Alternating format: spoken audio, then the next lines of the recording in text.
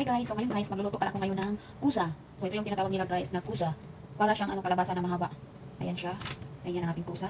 Then, itong karne, ang ipalaman ko dyan sa loob ng kusa guys. So karne ito giniling. Nilagay ko lang black pepper, darsin, kusbor, asin.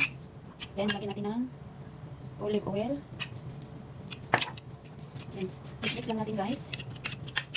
Then, lagyan natin ng lemon juice. So, i-mix lang natin guys.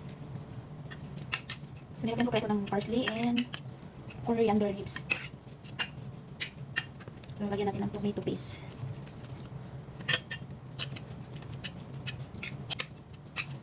So, lagyan ko ito ng ano guys, grenadine molasses. Kunti lang ilagay natin guys kasi kunti lang itong karne na ilagay natin.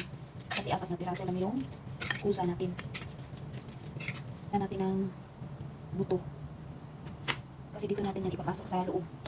Ayan. So, ngayon bubutasan natin muna guys.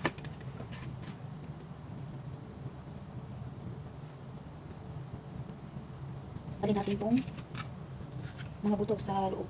Kasi ipapasukan natin ito ng giniling. Diyan natin ilagay yung giniling natin guys. So ayan guys, malinis na siya. So pwede natin pasukan ng giniling dito. Tapos pag napasok natin yung giniling dito guys, isisirado natin, iganyan natin. Diba? So ubusin ko muna ito siya guys lahat. Ubukasan muna natin. Para ayan siya guys. So ganyan natin siya, ganyan yung sirado. Ayan sisirado natin. Ganyan lang siya. So ngayon guys, lagyan natin ito ng giniling. So papamahin ko lang guys para ano siya. Ayan, ang giniling natin. Ilagay natin dito sa loob guys.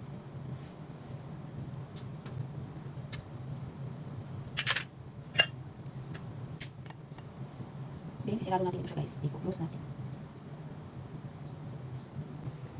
Yan, ang nilagay ko dito guys ay tomato paste at saka tamarind. Then, ilalagay ko ito sa oven guys. Lagyan natin yan sa oven.